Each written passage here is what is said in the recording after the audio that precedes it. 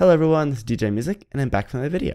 Today, we're going to be finally doing another video, and we're going to be covering the snapshot, the 14-week 18A and B snapshots. Basically, we're going to be going over what has changed, what has to be fixed for map makers, and a couple of cool things you can do with world borders. In regards to the SlimeBlock, I personally think it's mostly for survival redstone, just because you can do pretty much everything you could with command blocks already.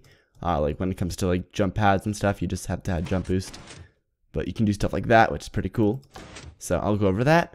And then a couple other like simple stuff that you could do regarding some of the other fun stuff. So let's go right into it. So the reason why I've been gone is because it's finals week and the week before finals. So that's the reason why I haven't been doing any videos. I do have a chance. I have been having my the survival series that I've been doing actually go on the channel a little bit, like a couple of times a week. That's also slowed down because I haven't had time to edit. But that will be probably coming back as summer approaches and stuff like that. So videos will be coming a little bit more easily to be done, and you'll actually have a lot more content. I'm also going to be moving into a house. That's going to be happening in about 2 weeks. So I'm going to be working on getting a new recording setup, getting a new editing setup, and actually having a new like music production setup, which will be really cool. Be able to do a lot more with that. A lot more composition and stuff for my major, since that's what my major actually is, hence the music and Djimusic. But you know, it's kind of cool thing. I'm still gonna be doing a lot of Minecraft stuff. I'm still doing programming stuff and filters and stuff, but that'll make everything a lot easier. So yeah, that's pretty much the update video when it comes to that. I just wanted to figure that's why I've been gone. So let's move on to the Minecraft video part. So in regards to filters, I do have some coming out soon. I have one that's ready for release, and then a couple other ones that I'm debating if I want to release. There's actually a couple already on my website that I haven't done videos on. So if you go to djimusic.com, you can actually get the videos or get the filters for the video. And yeah, that just makes, if you want like a couple of cool filters. I have a book filter. So if you put a book in a chest, it'll actually convert that chest to a command block. So you can actually spawn a book and give everyone a book with a command block, which is pretty cool. I use that for one of my games. Actually, I use that for the survival challenge game that I am doing on my channel. So that's actually going to be coming out soon. I also have one that creates a SlimeBlock command or SlimeBlock command block command from a command block. So I'll show that off in later. But yeah, okay. I'm also going to be hosting a UHC. That'll probably be on May 11th. I'll put a link in the description for you to sign up if you're interested. It won't be, I'm not sure the time yet because of schedules and everything, so just basically mark the times that you're available on the webpage, and I'll schedule it based on that. Then I'll create a Skype group, so just make sure you put your Skype name in there if I do not have you on Skype already. But yeah, that's basically the update part. Let's move on to the snapshot guide. So, as you can probably see, this is actually completely messed up. In the latest snapshot, if you click on F3, they also changed that, which I hate so much. So if you look at F3 right now, and you look at the corner right here, it says Minecraft clone redstone wire, then it has all these wonderful stuff. So the model is the redstone, so you can actually model this if you wanted to have a custom model that like raises up differently. You can do that now. You can also, it shows the power, which it already has, and all that stuff. So this is basically the new, it's trying to replace the little 0 right there. It's trying to replace that. But for now, it does get broken if you actually are using a texture pack, so I'm going to show you how to fix that. So you'll see, this is my texture pack. You'll see assets. After you click on assets, go to Minecraft, then go to textures, and then go to blocks.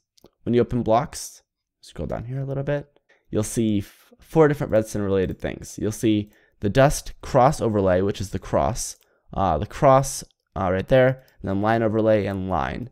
So basically, these are the ones that have to be updated if you want to make it work. And the only one you actually have to fix for the snapshot is redstone dust line. So this one right now, this is actually the old one. So in the old texture pack that you have, it will probably be this way. It'll be horizontal. In order to make it work with the new texture pack system, what you'll have to do is rotate it 90 degrees. So I'm using a Mac, of course, but in order to do it in pretty much any editor, you just go to the wherever it is and then click on rotate left or rotate right. It doesn't matter. I just rotated it left. Just because of how it worked. You might have to move it around to make sure it's centered in the frame, but basically that's all you have to do. Once you do that, click F3 and T. As you hold F3, press T. This will update the texture pack so that whatever, it's going to pull it back from the file, so that once you do that, you'll see it's fixed. So once you actually save that new rotated texture pack as the redstone line, then everything will look fine. All the corners are good, it goes up correctly, and it looks a lot better. So yeah, that's how you fix that bug. That was actually a bug I found on accident. I thought it was Mojang's problem, but then I was like, wait, I actually have a texture pack on.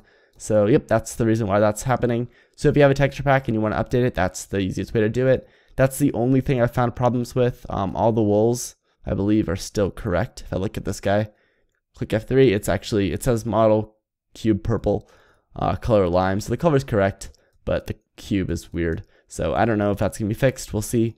But yeah, so that's how you fix that. Let's move on.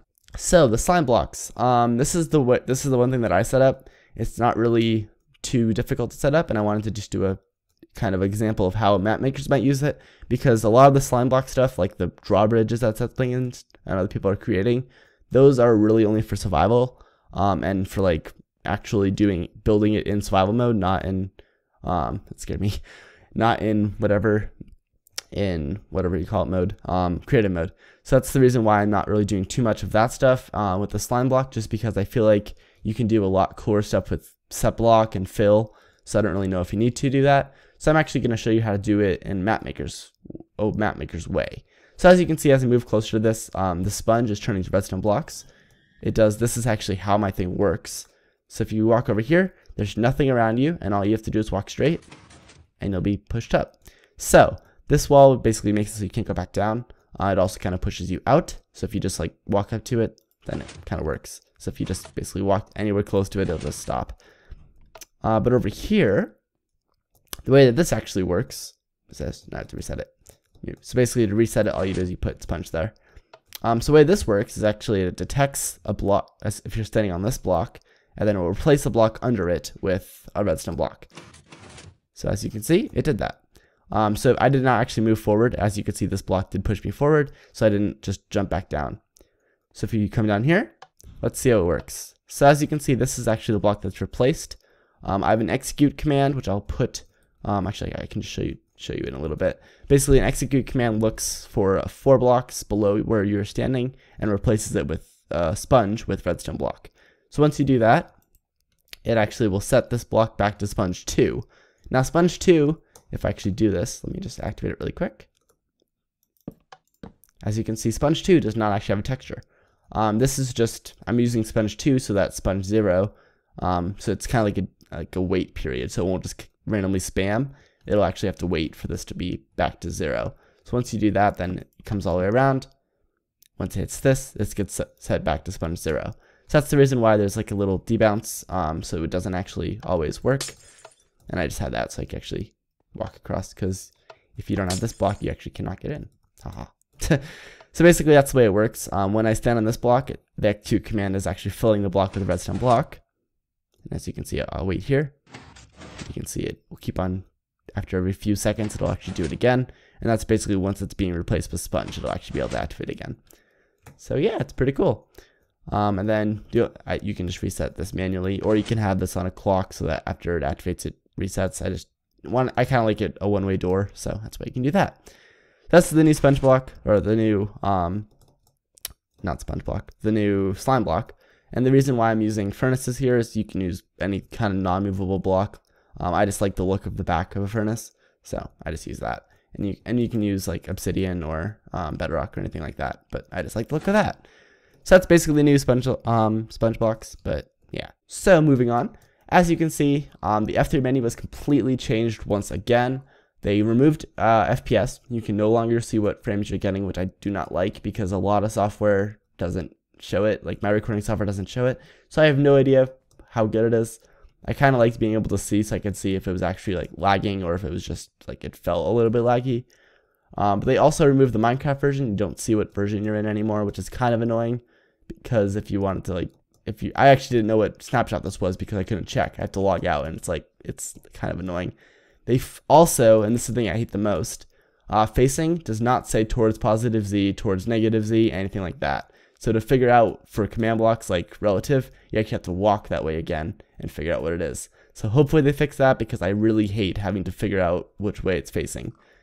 The looking at is still there. Block on the side is still there. They also removed some of the memory information. You can't tell how much memory is allocated anymore. Now you can just see what's being used, which I do not like at all.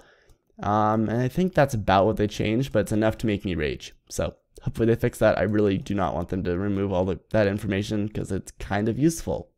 Yeah. Hopefully they bring it back. And I'm going to like hopefully say, like, I'll put a bug report and make everyone, actually I'll put the bug report in the below if it hasn't been created yet, because I want that back a lot. And I really do not want them to remove that because it was actually useful information for map makers, and it was going to be really annoying to go back to having to figure out. So I raged. I'm happy. So this setup is for my filter, which I'll show you later. But basically this is what I'm going to do for this video. So this is actually the world border, as you can see, is all around me. The default I found out is actually, I think it's around this. So the default is at set center 0, which I just made it so I can't move. Hold on a sec. I have to do this. Okay, so now I can move again. So basically the default is at set center 0. So the center is actually set to 0, 0. And the size is set to around 600,000. I think it might be 6 million. I'm not really sure. But it's quite a big number. So you really can't go above 6 million blocks in either direction, which I don't think you ever will because it's kind of large. But moving on, let's actually see the properties of it. So let's set the center to right there. So this right here is actually this clock right here. So a world border will actually kill all entities outside of the border. So let me spawn some pigs. Some noble sacrifices. And then let's set the size to 1. So as you can see, they are taking damage. If you actually, I'm moving and I can only go in this one block. That's the world border right there. It's basically a 1 by 1 by 1. And it's right there. And so I cannot move, and whoa, they're floating. They're floating! I don't know why. That's actually incredibly weird. But yeah, so they're floating right now. That's the first time I've seen that. That's kind of weird. But if I set, I cannot click any of the buttons, as you can see. The only way for me to move again is if I actually set the world border larger. Oh, that's why. When they died, the blocks cannot move, so they died up a block, so that those kind of stayed there. So as you can see, I'm curious. Since I haven't tested this yet, if you throw a block, it'll actually stay exactly where you put it. So it'll stay in the block above where you are, and then you can pick it back up. But yeah, so entities do not despawn, but they are still there, but they do not move. So wherever you put them, they'll stay. Basically, is how this works. Okay, moving on. So the next one, you will die if you're game mode 0, and then basically suffocation is the cause. So if I go size 1, as you can see, cannot move. If I go game mode 0, you'll see that I start taking damage as soon as I die. Eventually, there it goes. I suffocated in a wall. If I respawn, this is kind of odd. I'm actually at the world. I'm on top of the world, and I'm suffocating again. Hold on, don't want to die again. Okay, so I'm suffocating again as soon as you respawn, and then I'm actually at 256 height level, which is kind of weird. The only way to get back is if you actually deactivate that. But if you go game mode 3, into spectator mode, you actually can fly down. So let me TP down to 150 blocks. And now we're here. So this is actually outside the world border, but I can spectate and I can move through stuff. I would say you probably can't, and you can probably still, like, if you're inside the world border, you can of course spectate mobs and players. But because there are no players and stuff outside the wall, you really can't do that outside the wall. You can only do it inside the wall. But yeah, so it does kill anything outside the wall, which is kind of weird, but kind of awesome. So that's kind of the survival aspect of it. So anything outside the wall will die, and that's basically what it's doing, is it's placing like barriers everywhere there's air. So you cannot move anywhere. You're just kind of stuck there. It's kind of like if you spawn in the ground. Like if I go game mode 1 right now, I cannot. If you look at my F3 menu, I literally cannot. I'm moving around in the exact same block. I can't break it. Oh yeah, game mode. Hold on, let me set the world border back. World border. There we go. Okay, so now I can actually break blocks again. So as you can see, this is kind of exactly what's happening, except for with real blocks. So I can only move in this one block because there's blocks surrounding me. So basically, it's placing probably barriers or something similar around every single thing, except for, like, it doesn't replace anything. It just replaces air. But basically, the way it's working is you literally cannot move, and there's blocks everywhere, so you kind of suffocate. And that's kind of how that works. So it's kind of, it works. I mean, it's a world border. If you're inside the world border, you survive. If you're outside, then you die. Simple enough. And as you can see, you respawn on top. So in related to Redstone, let me turn this on. As you can see, this is lit up, and this is kind of a step block, so it's kind of setting between these two. If I actually activate this, you'll see that this actually stopped. So set block commands, as it says here, block related redstone is deactivated. So set block, test for block, these will no longer work unless they are actually in the in the area that's open. So if you wanted to test for that redstone block right there, then you actually could. So anything in the world border you can still test for outside of the world border because the redstone all works. You just cannot test for a block that's outside. So you have to make sure that all of your set blocks and test for blocks are inside the world border. Otherwise, you will there's no way you can actually use them. Cool. So now, as you can see, I re-enabled it, and that's Redstone is running. Redstone, no matter what, will run. As it said right here, it's going to be no matter what, it's going to be activated as long as it does not require command blocks related to like set blocks. So this is a test for radius of 20. As you can see, it's on. As soon as I deactivate it, it still actually is testing, and it's still true. So I am still within 20 blocks, and it's still running. If I TP, let's go 30 blocks up, you'll see that that turned off right there. So it actually is working completely normally. It's just not working with set block commands. So this one right here is testing for a wool block right there. Right now it's activated. As soon as I set the world border back to 1, then you'll see it deactivates it because it does not know where it is. So that's just kind of how it works. If you do a test for block of a block that's not in the world border, it will just return false no matter what. Yep, hopefully they fix it. I don't know if that's a bug. It could be useful. But you have to make sure that if you have any redstone that's outside of where the world border is, like for a UHC map, you have to make sure you do not use set blocks or anything like that because it will not work at all. So yeah, let's go back to 600,000. Okay, so now you get the basics of the actual world border itself. And then you can actually move on to the decreasing and increasing world border. So let's head to 100. As you can see, this is where it was before. If I go game mode 0, you will see that I can run around find. If I go up to it right here on the block, as soon as I pass the world border, I cannot go any farther. It's around 60% of the way through. If I look, I cannot actually select any block outside of the world border. There is no cursor like there is here. And so basically if there's any buttons on the outside, you cannot click them. It's just kind of how it works. So now if I go and decrease it, let me go back over here. So let's go start decreasing the world border. Right now it's white. If I decrease it, you'll see it turns red. If I stand right here and don't move, I actually will be trapped. So right now I cannot move, and I'm actually gonna die. And I died. So now I actually died. Oops, that's why. So basically the only way to actually avoid that is if you stay inside. As soon as it moves over you, there's no way for you to get back over. So it doesn't push you, which does be kind of cool. It's kind of like the frost if you play Mineplex. So basically, as it moves, it'll actually damage you. But once you actually get in that zone, then you're basically screwed. You can no longer actually get out of it because there's a block around you and there's no way for you to fix that. So let me TP back down. 150 is what I want. There it is. Cool. And then go game mode. Actually, I can just set the border back to there. Cool. So as you can see, I'm back to normal. And yeah, so right now it's actually 600,000 blocks away. So let's set it to size 1. So right here, it's actually like that. Let me set the world border set. Then I'm going to set it to go 100 blocks. And then I'm going to have it go in 10 seconds. So let me actually copy this command. Let me go game mode 0. And so as you can see, it is going. As soon as I'm in the area, I can survive. So it's actually, as long as you're inside the area, you'll be good. As long as you're outside the area, then you're fine. So either way, if you're inside, it doesn't matter if it's moving towards you, away from you. As soon as it crosses it, the opposite effect will happen. So just make sure that if you want to, you can probably come up with some pretty cool ideas. One thing you could probably do now, if you're actually game mode 1 at the start of it, you can actually have people, or not game mode 3. If you're game mode 1, then they can't break blocks because of how it works. So this is if you want to do like a Hunger Games type thing. I'm game mode 0. I'm skilled. Okay, I'm back. So now let's set the size to 1. It's right there. So if you actually are game mode 1, you cannot break anything around you. So that's kind of cool if you want to do like a Hunger Games type thing. All of this stuff you cannot break.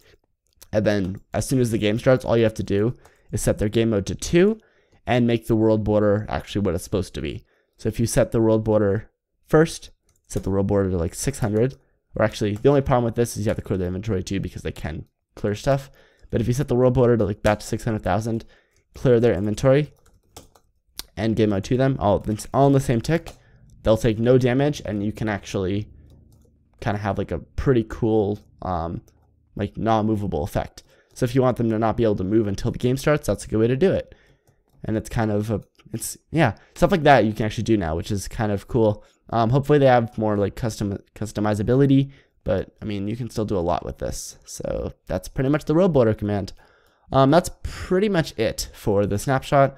As I said, there is SlimeBlocks. You can do a lot like that. You can make wonderful moving machines and fun stuff. You can watch Settlings videos or pretty much any other YouTubers videos because they're kind of the big thing right now. I just didn't think that it's kind of something I want to invest my time in, just because there's so much other stuff that I can do and related to Worldborder and stuff like that, where it's actually like more map maker stuff instead of more survival stuff.